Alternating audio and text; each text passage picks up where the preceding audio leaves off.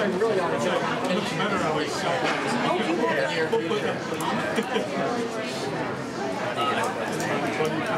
actually, he contacted me. I got a call after that. That's why. Just one little technicality.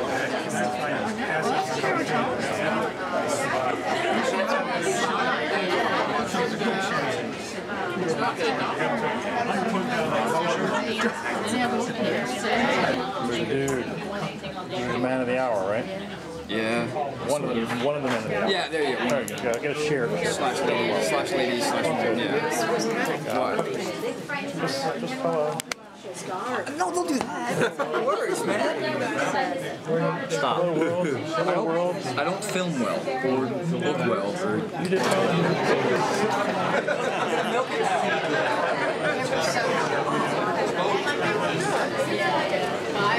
And you know, it was my Aunt Mead.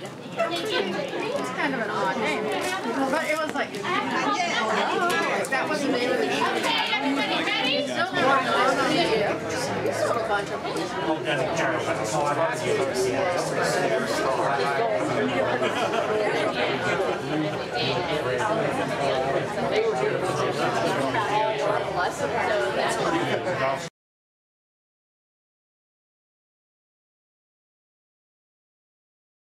Blog Talk Radio.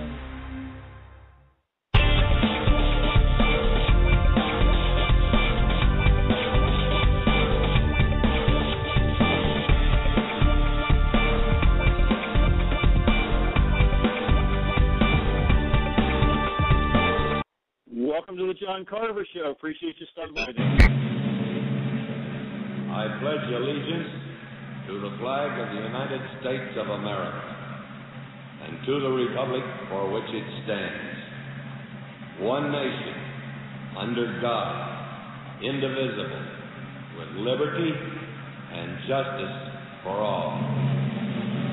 Welcome to the John Carver Show. I have a very, very special treat today. By the way, if you want to call in, the phone number today is 661-467-2408. That's 661-467-2408. I have today on the show author A.L. Collins, otherwise known as Aaron Collins, and his mentor Jim Collins.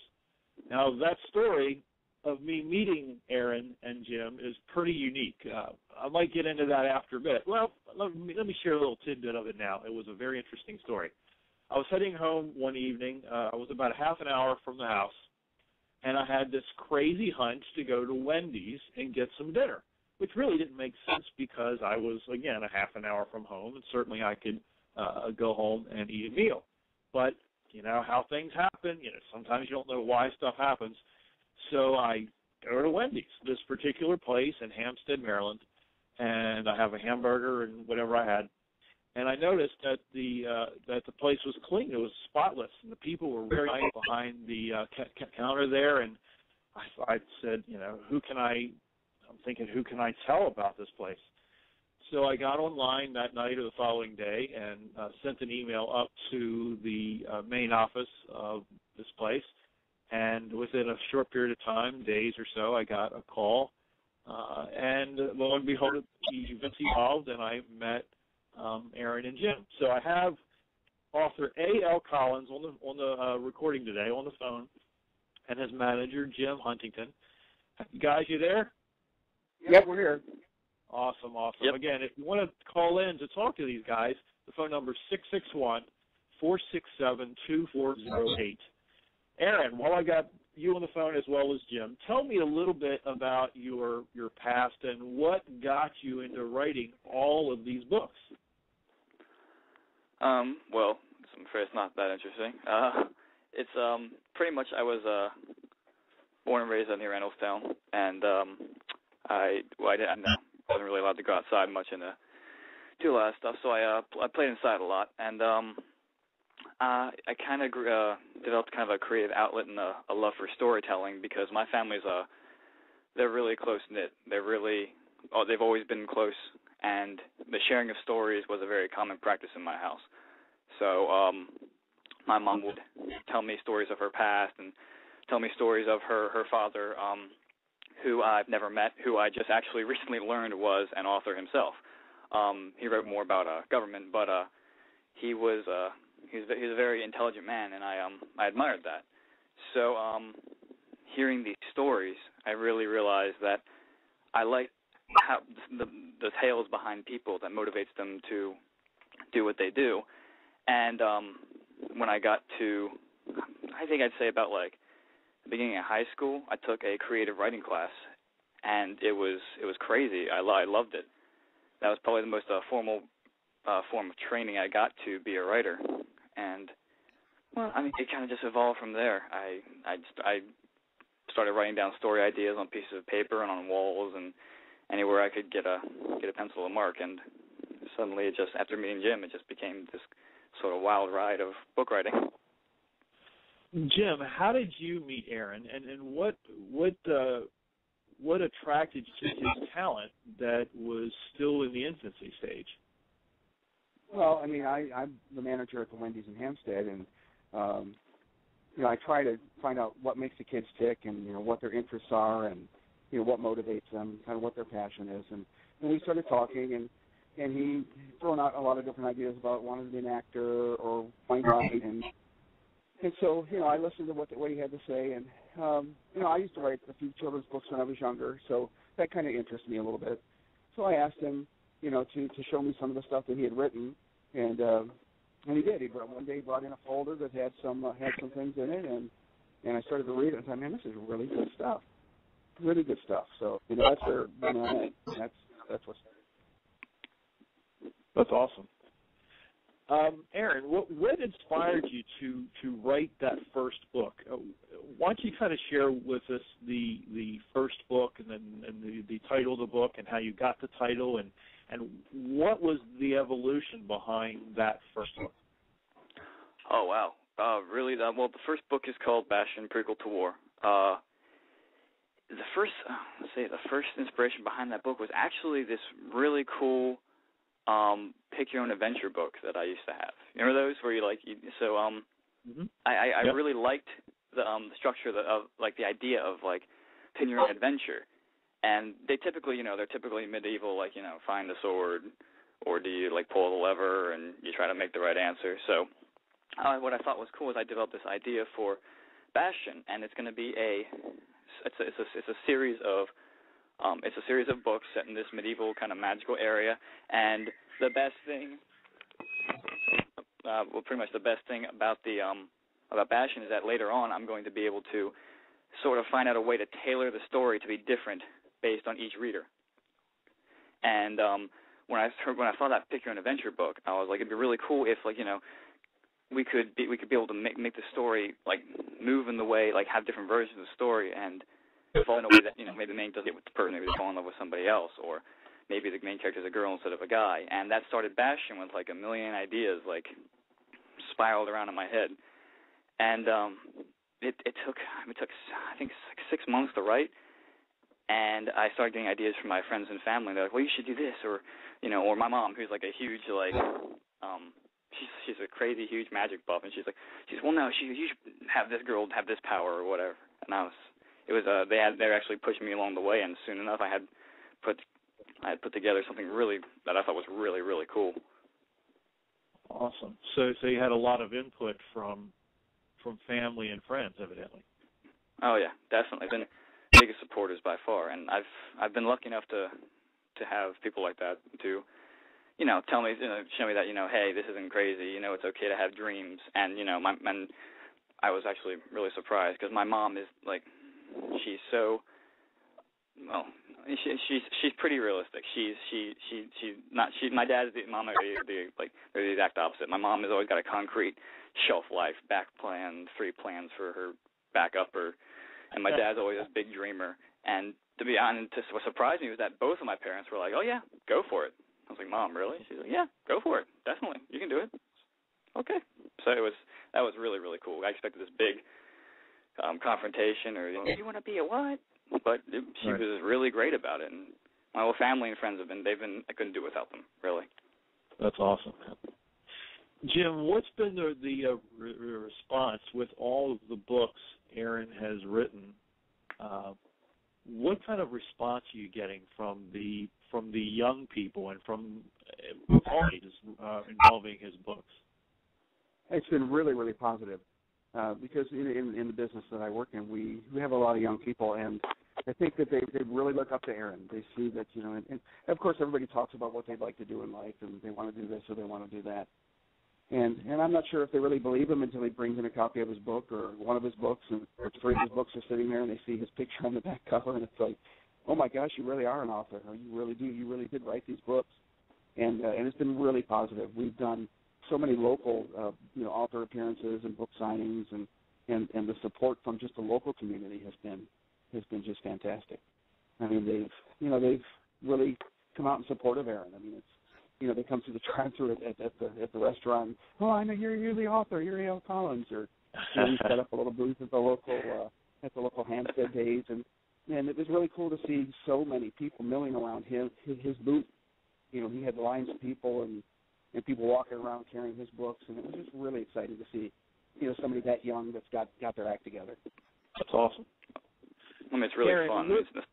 Pardon me? Not really like a book signing. It's like pretty much like a big party. You go home with like 7 different people you never knew. Yep, I was there in South Pennsylvania a month or so ago. It was amazing.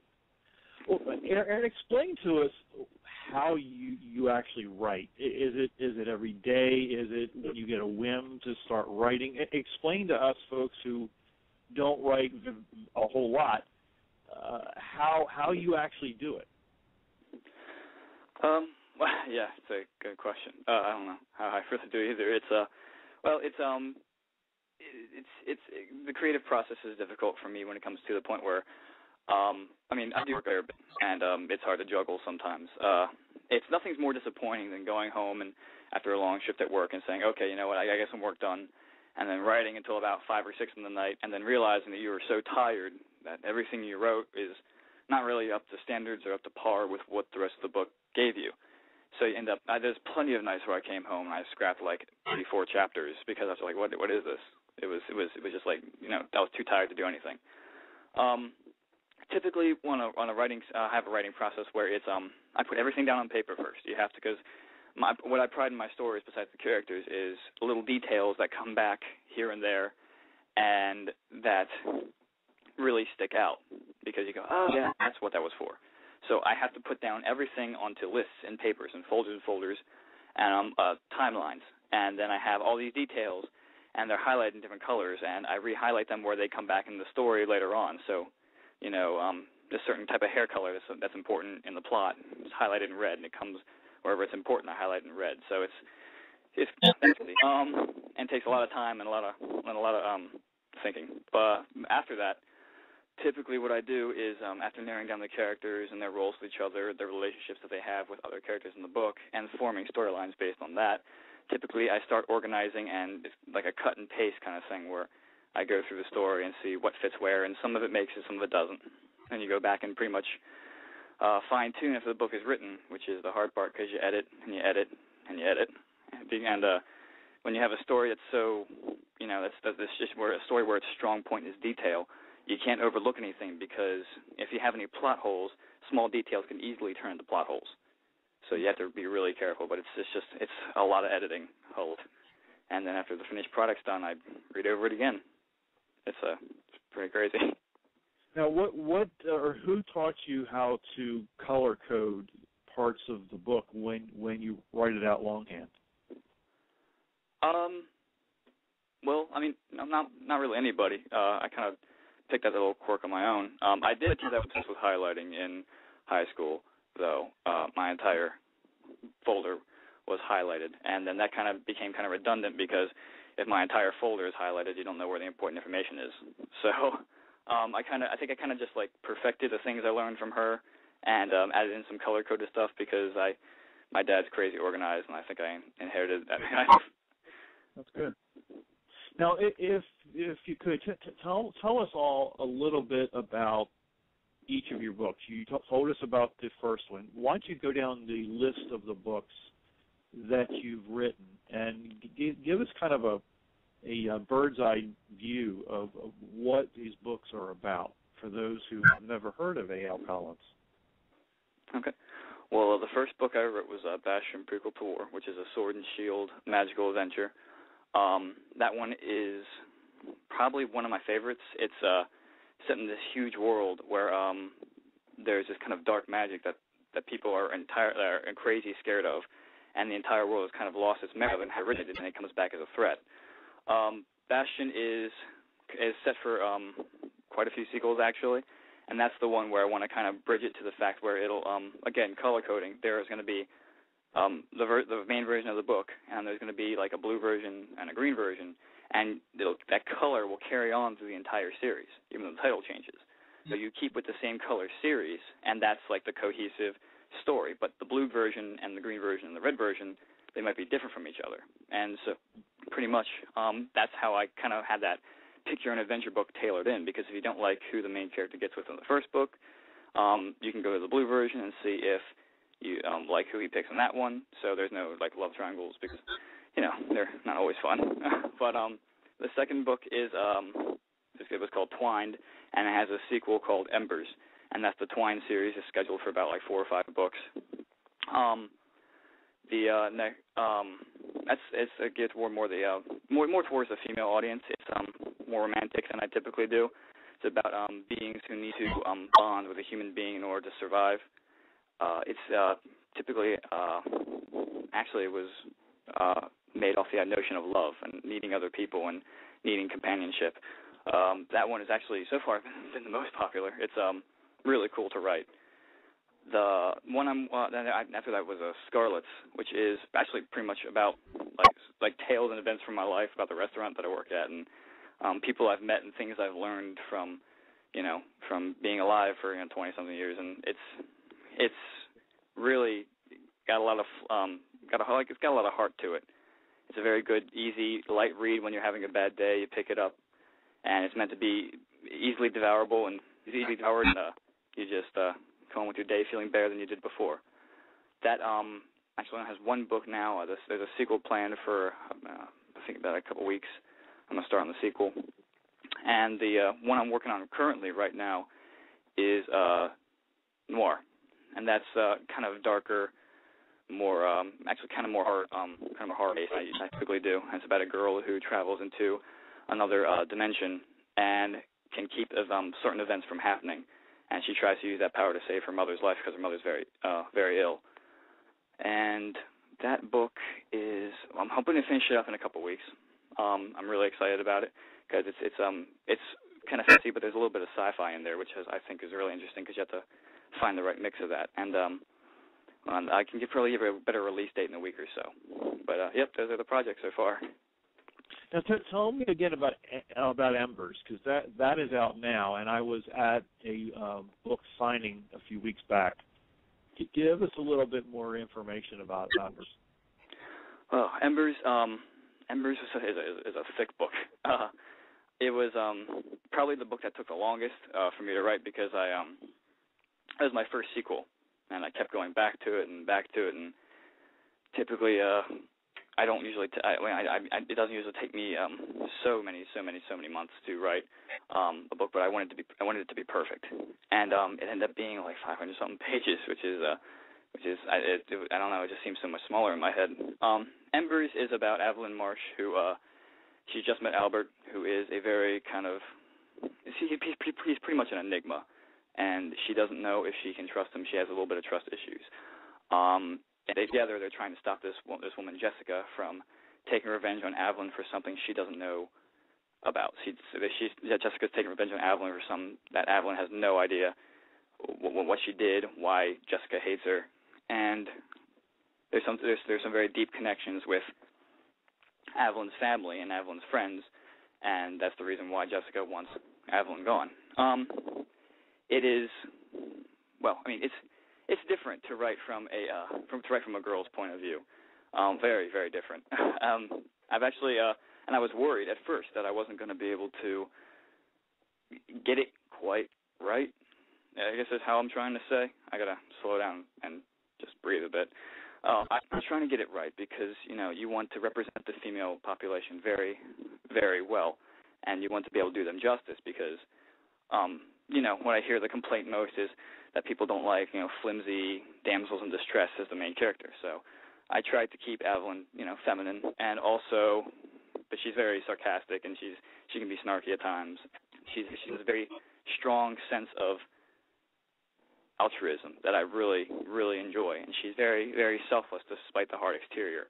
And I think what a lot of people relate to is the fact of overcoming things that have threatened to break you, and it's always pushing forward and moving forward that yields happiness and yields comfort and joy. And I think that's what Evelyn figures out. It's a very big book of self-discovery. And I think as she moves forward, she realizes she doesn't have to be so guarded, and that by meeting friends and being a little bit more open, she can really enjoy herself. And I really like it. It's really, really fun to write.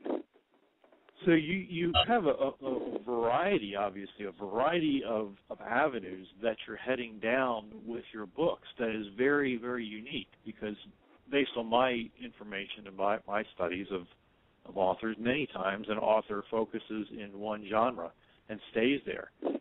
You kind of really spread out quite a bit and tap into a lot of unique characters and genres, frankly. Jim, you there?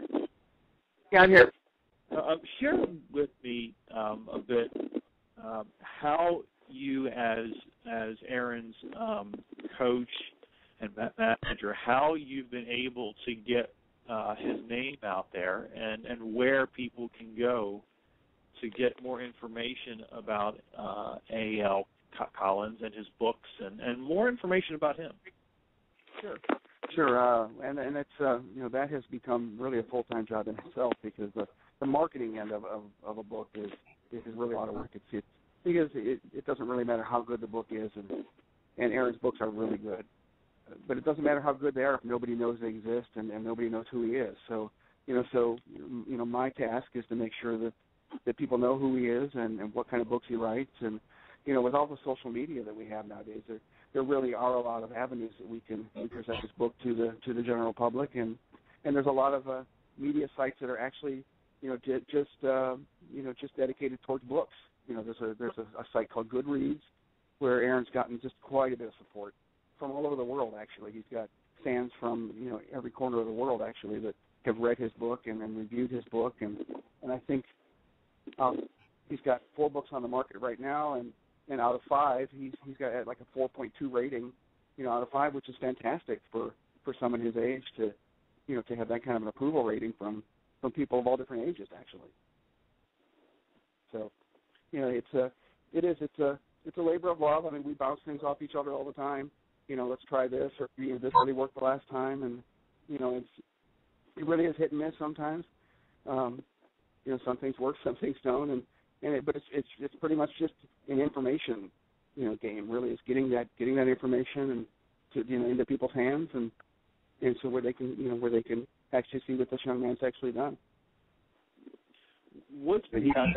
He's got several blogs that we have to maintain, and a couple different websites, and the main website where people can go is www.themagicofbastion.blogspot.com, and that's where we update most all his information. And he's on Twitter, he's on Tumblr, he's on Pinterest. It's www.themagicofbastion.blogspot.com. Okay, thanks. And that's the main site. That's where we do most of our updating. And it because it really becomes a task when you've got 3 different blogs and a couple websites, and plus we're trying to always update Twitter and Tumblr and Pinterest and what else is out there going. So what we found it really helps too, though, is to make a connection with the local community. I mean, we've gone door to door to a lot of the little bookstores and put Aaron's books in there, and that's helped also. What advice, Jim, would you give to other authors out there that are just starting out, or maybe haven't even started yet, but they're thinking about writing books or a book? What's your best advice for them? Well, my best advice is is to just you've got to just do it. I mean, a lot of people are negative, unfortunately, and they're going to tell you, you can't do that, and it's really hard to do, and you just really can't listen to that. You've got to go with with what your passion is. And you and I have talked before about about finding your passion. And a lot of us go many years into our lives and find it very late or never find it at all. And I think it's a lot of people have a passion from a very young age, but just don't pursue it. I think the best thing is, if you've got somebody who you look up to in your life, or somebody who you really trust, and somebody that has the answers for you when you have questions, you bounce this stuff off of them, and ask them their opinion and ask them for their help. There's nothing wrong with asking somebody for a little bit of help. Oh, I agree totally. Aaron, I want to ask you the same thing. What advice can you give for people that maybe haven't started to write a book, or maybe they're in the early stages of it and they're just running into a brick wall? What's your best advice? Well, the early stages of it, I would say just start the book, push through. Keep pushing yourself to get ideas and to stay inspired, which is, it's hard. It's a hard flame to keep lit. So you have to. I think there's tons of people that I know who have really great ideas, but they're like 7 sections of a book stored away in a manila folder, and they said, well, I just can't get the ending right. And so, if you're stuck, you go out there, you put the pencil down, you put the computer down, and you go out and you live a little bit, and you go and you talk, you meet some friends and meet some new people, and you get some experiences and learn some lessons in life that you can preach to other people in your books, which leads to a lot of good material. I'm always trying to make a lesson learned out of it. But when you have a book, you contemplate, is this really what I want to do? And if it's yes, you'll know that with everything that you are. You'll know that with every gut feeling. But and pursue it, but always have a backup. Cockiness can really be a downfall, but always have a backup. I never assume that I'm going to be, that my books are going to just sky high in like 3 days, and I don't get discouraged if they don't.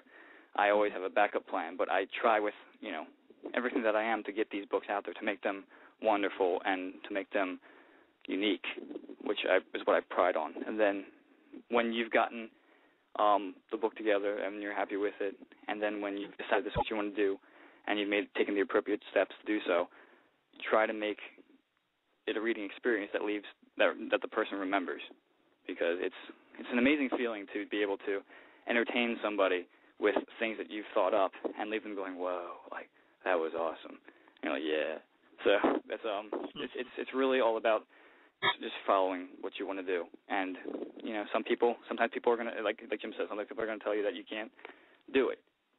But I learned like a long time ago to stop listening to everybody else and sometimes just focus on what is true. And I wouldn't be doing what I am if I didn't have at least a little bit of confidence, which is what I have to hang on to. So, I definitely hope there are a lot of people out there, hear this and who really just think, okay, what, I'm gonna go with it. I'm gonna try my best to do it, and I think we're gonna see a lot of really, really good authors coming out that way. That was something. Go ahead, Jim. I was just gonna say that was something we really had to get past, because in the beginning, we get reviews for Aaron's books, and we actually put the first book out to get some reviews from literary professors and some people who were well versed in that genre of writing, and so we had to get past that, because sometimes the reviews didn't come back exactly how you thought they were going to come back, or or they weren't as positive as you thought they were going to be. Oh my God, that's so heartbreaking.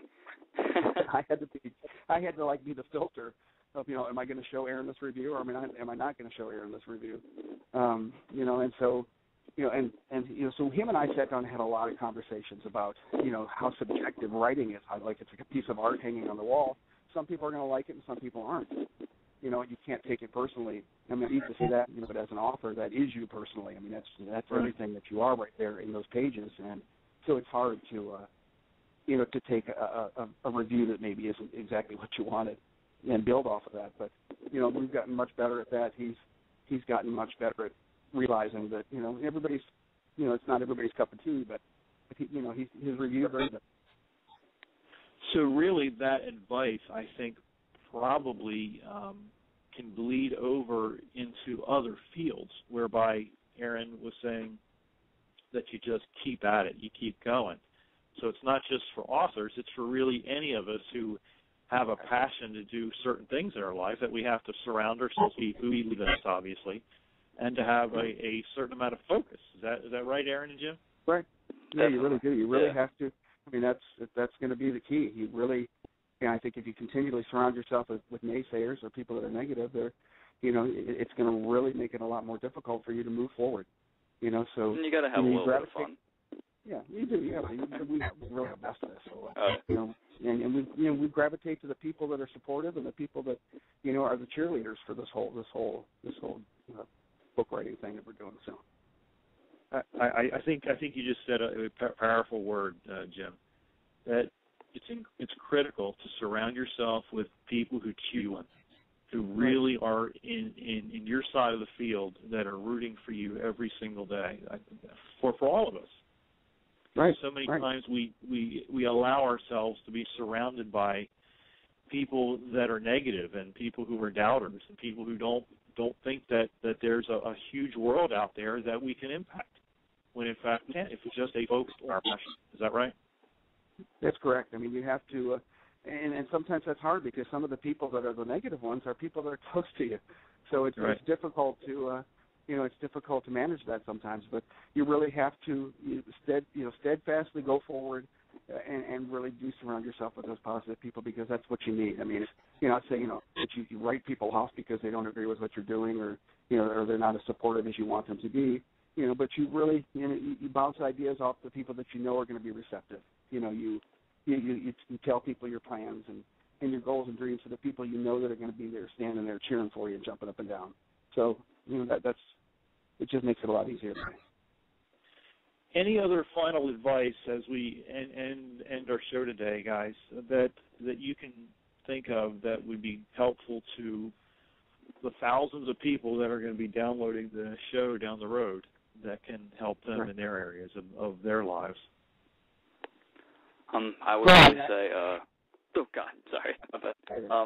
Typically, I would pretty much say just, if you have a creative idea, if you have something you think hasn't been done before yet, that you just, again, really follow through with your thoughts and with your motivation. You just, keep pressing forward, because you don't want that really good idea lost somewhere, and you just leave it be and don't pick it up anywhere. So that's really depressing when something like that happens.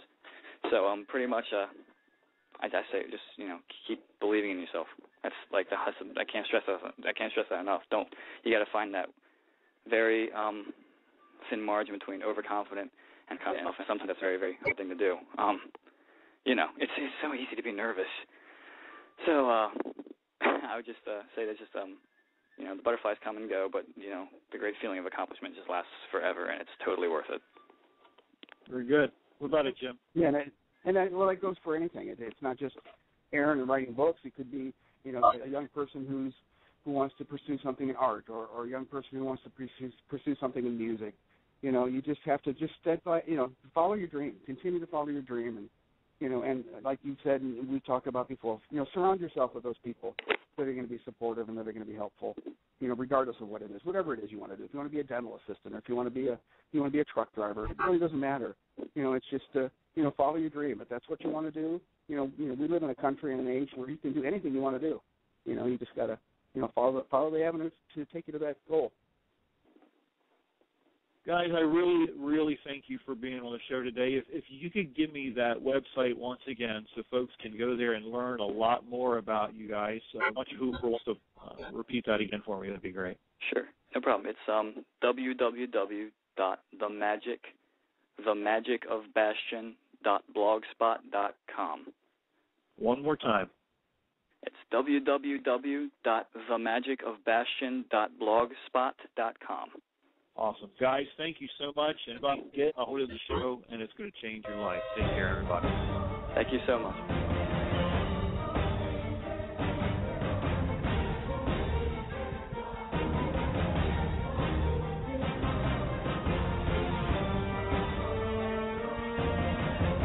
Thank you for listening to The John Carver Show.